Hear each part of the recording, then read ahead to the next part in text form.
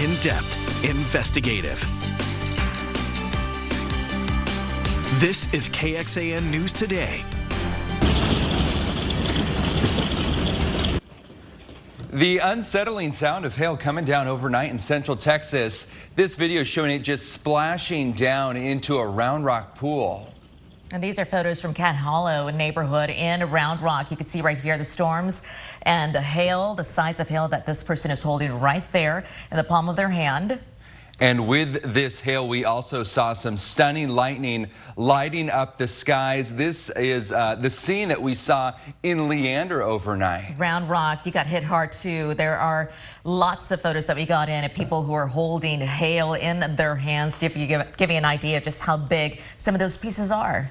So a lot to get to as we had this storm move in overnight. Thanks for joining us. I'm Tom Miller. I'm Sally Etnondas. Meteorologist Kristen Curry is back this morning and back with an explanation of everything that happened last night. I cannot be held responsible. No, unfortunately, it was quite a bit of a damaging night for many of us. What's crazy, it was just one storm, and unfortunately, power outages left behind even this morning. Let me show you the latest on the power outage map. This is from Austin Energy. Right now, 125 active outages. This is affecting almost 9,000 people and about 450 people without power up in Williamson County through Encore. So let's get you to the maps here. I mean, man, was it crazy when it comes to those storms. And for those listening in on the podcast, if you have not yet seen the photos and videos of the hail that we saw in the Austin Metro last night, I encourage you to go to our website, KXAN.com, because some of these are the biggest I've seen in my career. I mean, baseball-sized hail fell in the city last night. Wild. You'll notice the storms that we have at this moment are actually just outside of the KXAN viewing area, a little further west of the hill country, but because they're so close, we're seeing lightning bolts popping up in Gillespie County, so that'll be something you want to watch on your way out the door this morning. The temperatures will probably be noticeable. By that I'm talking about it's cooler out there. We've got low to mid 70s west of I-35, 70s over the Austin Metro, 80s a little further east. As far as the difference goes, that's close to about 10 degrees cooler than what we had yesterday morning out in the hill country. Austin pretty similar this morning, but a big difference once we get into the afternoon hours. Before those storms rolled in, we were talking temperatures in the low 100s. We broke records at both Austin Bergstrom and Camp Mabry with a high of 103 yesterday. 95 degrees today, still above average, but it's feeling a whole lot better than where we were. You can see those temperatures are expected to get down to the 70s tonight. Coming up, we've got more storms possible today. Yes, there is another risk of those storms being severe, carrying large hail and damaging winds. We're going to talk more about it before the quieter weather moves in later this week. Stick around for those details in your first warning forecast. Okay, Kristen, we'll get back to you soon. A little bit of news to update you this morning. You could be paying more taxes next year if you live in Travis County. The county's health district is asking the commissioner's court today to bump up its budget by nearly 20%, and you, the taxpayer, would pay the bill. And this tax rate increase could cost the average homeowner $56 a year or even more. It's coming from the health district's the health district that voters approved in 2004, providing health care for people who can't afford it. Travis County commissioners pushing back on the more than $744 million budget proposed to them. Commissioners want more bang for their buck. That includes having Central Health foot the bill for health care to people in jail. So I can't predict what the board will do. I do know that they will take very seriously the input and questions from Commissioners Court and then consider whether and how to make changes. And that budget includes the following: nearly $300 million for direct health care services, nearly $30 million for administrative, and more than $379 million for what is essentially Central Health savings account.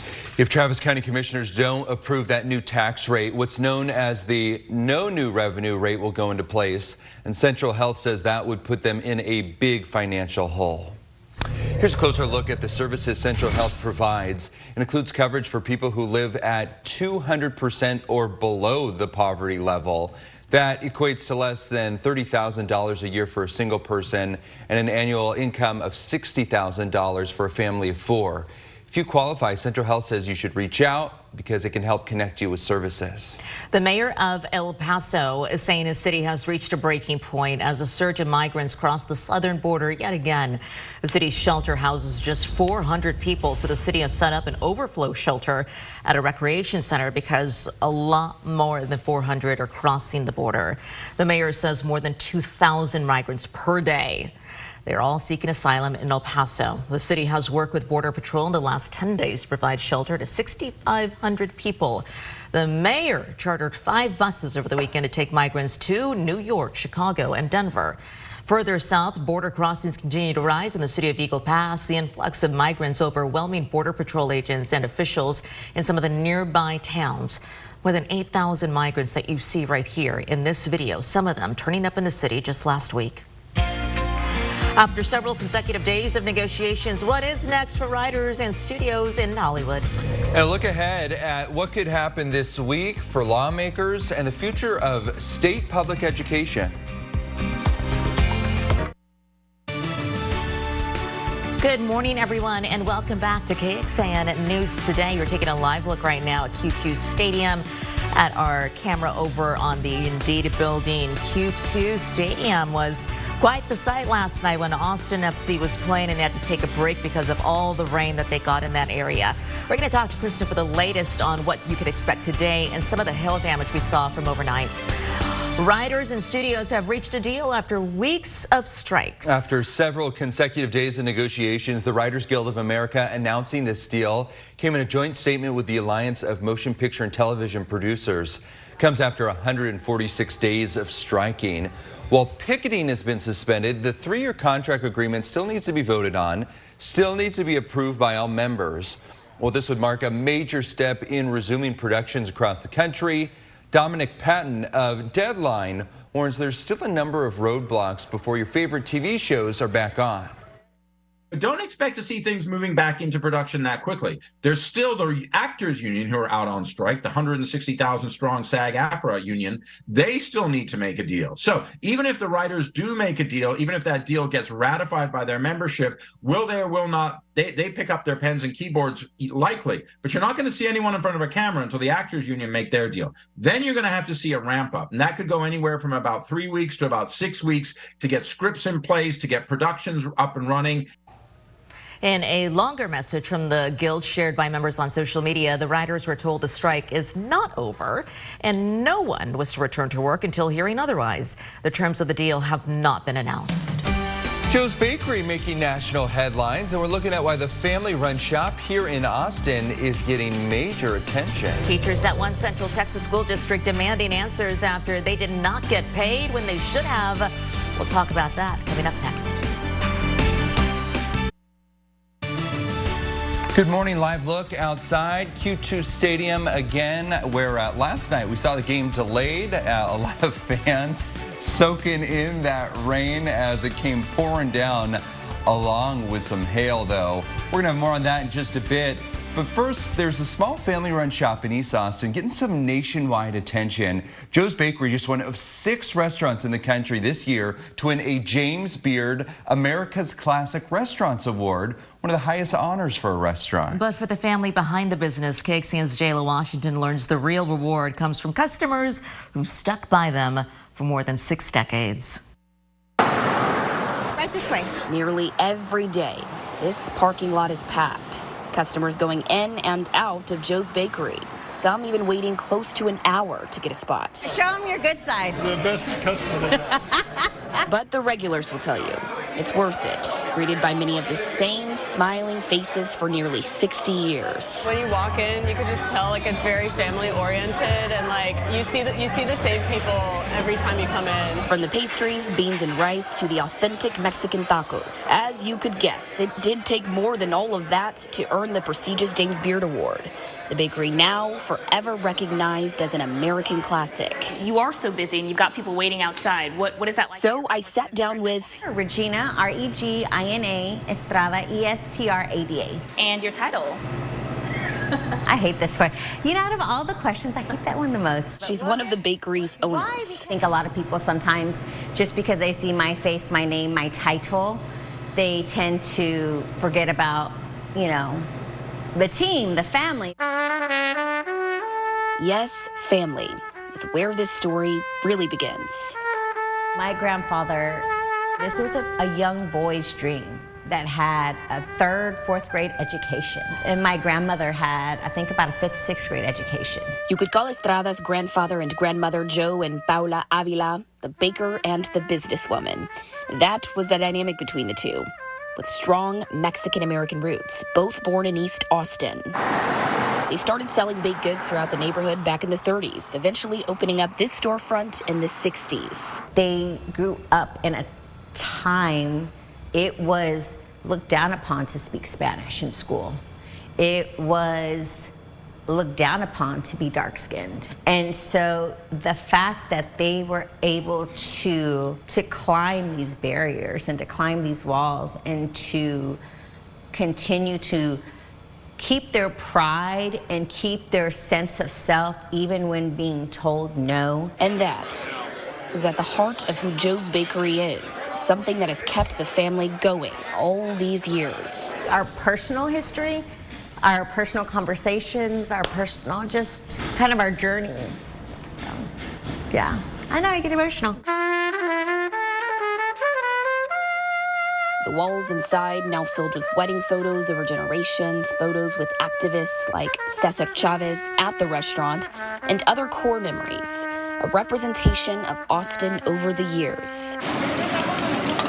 An intimate place. Those who work here just want its customers to feel like family. We're not fine dining, but it's just, we love what we do. Are y'all done for the day, gentlemen? In Austin. All right, y'all have a great day. Jayla Washington.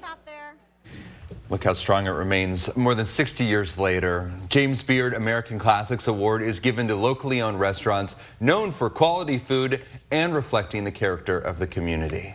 We continue our storm coverage. Want to show you this. Not everyone saw hail, but a lot of us saw lightning, even damaging winds within some of those thunderstorms. This video is from North Austin up at the Domain. So quite the light show for many of us. As far as the big story goes, the hail, y'all. The hail was wild, and it was just one thunderstorm that just had an insane hail core, and it just continued its strength all the way down I-35 through Williamson County, through Travis, and just watching this thing, you're like, oh, windshield, windshield, windshield. You can just see it, you know? We're going to be dealing with that this morning. I think a lot of people waking up are going to be calling their insurance companies or going to the, some kind of repair shop. Woke me up, and my wife said to me, like, do you think we're going to have damage on the roof? And I was like, maybe? Yeah. Because it was pounding. Absolutely. I think with this kind of hail, absolutely. I mean, we had that hailstorm we had in my neighborhood earlier this year, quarter-size hail, and I've had 3 neighbors replace a roof. So it could certainly be something you have to look into today. Let me show you what's going on because we're not done yet. So maybe for sure document that damage. Make sure you're taking pictures, video, do what you need to do. But as far as repairs go, I mean, we've still got another storm risk later on today. Let's jump into it. Clouds and radar showing more storms still firing out west. This is west of our hill country, but close enough to where we're keeping it on it because some of those bolts could certainly stretch into Mason, Gillespie County here. A little bit of light rain falling out towards Fredericksburg, but the heaviest storm activity just west of our area. As far as a live look outside goes, Round Rock, one of the areas hit hardest last night with that up to baseball size hail. I mean, I've seen anywhere from about 2 to 3 inch hailstones with the photos and videos y'all sent in. Thank you so much for doing that. That really helps us tell the story and really gives us an idea of just how powerful this storm was. This is the view from our Whittlesey Landscape Supplies weather camera there, up looking at I-35. Temperature-wise, we're currently sitting in the upper 70s. Feels like 81. Humidity certainly high, and it's going to stay high today. So those 90s going to feel a little toasty and muggy, but the rain chances aren't done. In fact, we'll probably see at least a couple isolated storms try and get at us before noontime, but anticipating a better chance coming in late this afternoon. And they actually really like what this high resolution model is showing as far as the timing goes. If I put this into motion, you'll notice Not a whole lot between now and lunchtime, but 2, 3 o'clock, we've got a lot of storms kind of lining a boundary here. Our winds are going to go from the south to the northeast, and these storms will get triggered for the later part of the afternoon, early evening before they clear. So it's not going to be as late tonight as what we had last night, but we're still going to have to watch for the risk of large hail and damaging winds. The threat has shifted south from about Austin southward here with that 1 out of 5 risk, and the areas as far as flooding go, very similar south of Austin. But this could be not necessarily a total repeat of what we had last night, but we're still going to have to keep an eye on some of those isolated storms triggering some of those more well-developed thunderstorm. Like I said, there was just that one storm that created all that mess out in Georgetown and Round Rock yesterday. Rainfall potential anywhere from about 1/4 of an inch to an inch plus. That's in addition to what we had last night. Rain chances coming down after today. Just a couple little spotty showers left over Tuesday into this weekend. As far as what your 7-day forecast looks like, we're going to be pushing low to mid 90s. So technically a little cooler than what we've had recently, but still hotter than where we should be. There's that 30% chance of storms today, and then things really start to quiet down after today with sunshine late week. Thank you, Kristen. Political battles are brewing in Austin over the future of Texas education as Republicans spar over the acquittal of Attorney General Ken Paxton. Ryan Chandler has your look at the top political headlines of the week from the state capitol. The end of Ken Paxton's trial was just the beginning of a heated week in Austin politics. For starters, Governor Abbott confirmed this week that lawmakers will return to Austin for the 3rd special session next month. This one to tackle the governor's top educational priority, a school voucher program that will subsidize private education with state money. It's already sure to bring some intense policy fights. I'm in this to win this. This is going to destroy public education in the state of Texas. And Attorney General Ken Paxton has returned to the office after he was acquitted in his impeachment trial. In a media tour with conservative outlets, he promised retribution and primary challenges for Republicans that impeached him. He even implicated Republican strategist and former George W. Bush advisor Karl Rove of being in on the efforts. At this week's Texas Tribune Festival, Karl Rove had some choice words in response. The guy can't keep his zipper up. This started, like a lot of political scandals do, with sex. And meanwhile, yet more whistleblowers are speaking up. At the Texas Health and Human Services Commission, employees say the state has mistakenly kicked hundreds of thousands of people off of Medicaid and forced others to wait months for food assistance. They're calling on the governor to intervene while congressional leaders call for an audit of the state agency. There's no reason why thousands of additional pregnant women, children, individuals with disabilities should be denied access to a family physician until we're sure these problems are corrected. That's what's going on in Austin this week. I'm Ryan Chandler. A national NBC News poll gives some insight into the 2 presidential frontrunners, President Joe Biden and former President Donald Trump. So this is the poll that shows Trump has nearly 60% support over his Republican challengers. 3/4 of voters say they are concerned about President Joe Biden's age and mental fitness, while nearly 2/3 have concerns about the multiple trials former President Trump faces. Coming up next on the Today Show, we have new 2024 election numbers from NBC News that are out, and the results show former President Trump still holds a solid lead in the GOP primary despite his criminal charges. This is KXAN Sports, brought to you by Thomas J. Henry. Good morning to you. Longhorns stay at number 3 in the AP poll after their Big 12 opening win over Baylor, and now it's back home. Texas and Kansas Saturday afternoon. Jayhawks ranked 24th, and they are also 4-0.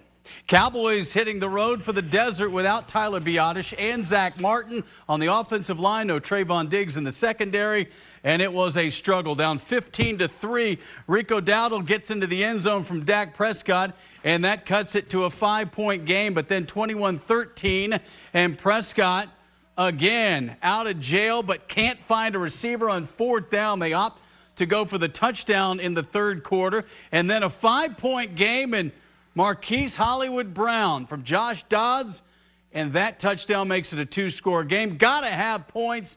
Instead, Dak throws his first pick of the season.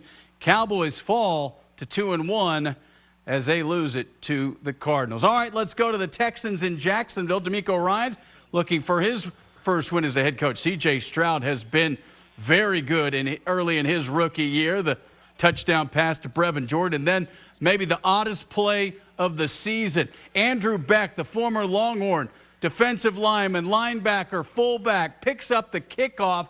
He is certainly not intended to run a kickback, more of a blocker and a safety valve. And look at this. Beck says, "Put me back there, coach." Takes it to the house. The Texans get an impressive road win for their first win of the Ryan Stroud era. And the Round Rock Express season will go past game 150. Yesterday out in Tacoma, final game of the regular season, they needed a win and some help from Las Vegas against Reno. They got the help from Las Vegas, and then they took care of the win. So the Express win the second half playoff spot in the Pacific Coast League. That means they are on their way to Oklahoma City. It's a best-of-3 series beginning tomorrow. Here's the final out of the regular season, and they will take on Oklahoma City. The winner of that best-of-3 series will play a one-game championship in Las Vegas against the International League champ. Back to you. Thank you, Roger. Usher has got a new confession. He is headlining the 2024 Super Bowl halftime show in Las Vegas. Usher calling it, quote, the honor of a lifetime and a moment to cross off his bucket list. Kim Kardashian broke the news using the opening of his Confessions Part 2 music video. Super Bowl halftime, one of the top viewed television events of the year. According to Billboard, Rihanna drew the most watched halftime in February with more than 121 million viewers, narrowly beating Katy Perry's 2015 performance. Super Bowl 58 will be broadcast Sunday, February 11th. For those of you listening on KXAN today's podcast, thanks for joining us. Here's what else we're tracking for you in the 5 a.m. hour. We're continuing our coverage of severe weather from overnight. Our reporter Dylan McKim is live out in Round Rock with a look at the damage after large hail. Thanks for joining KXAN News Today. You can also listen to KXAN News Nightly every weekday after 5:30 p.m. for in-depth coverage on what matters most to you.